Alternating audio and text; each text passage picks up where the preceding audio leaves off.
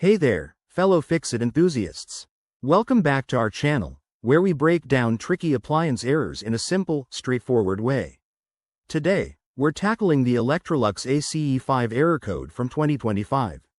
If your air conditioner is flashing that pesky E5, you're in the right place. We'll walk you through what it means and how to fix it, so you can get cool air flowing again in no time. First things first, let's decode the E5 error. In Electrolux air conditioners, this code often signals an issue with the evaporator temperature sensor or a communication glitch between the indoor and outdoor units. It could stem from something simple like a dirty filter or more complex problems such as low refrigerant levels or a faulty sensor. Don't worry, many of these are DIY friendly. To start troubleshooting, begin with the basics. Turn off your AC unit and unplug it for safety. Check the air filter. If it's clogged with dust or debris, clean or replace it immediately. A dirty filter can restrict airflow and trigger the E5 code. Once that's done, plug the unit back in and see if the error clears. If the problem persists, inspect the evaporator coils for any frost or ice buildup.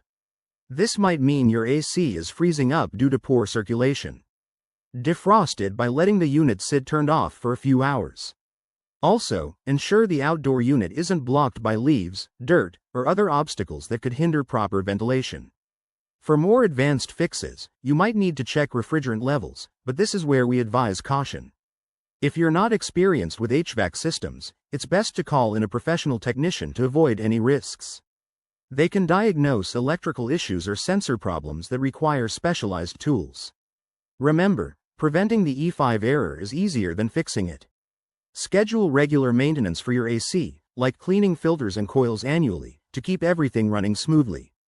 That way, you won't have to deal with unexpected breakdowns during hot summer days. Thanks for watching. If this video helped you out, hit that like button and subscribe for more handy tips and tutorials.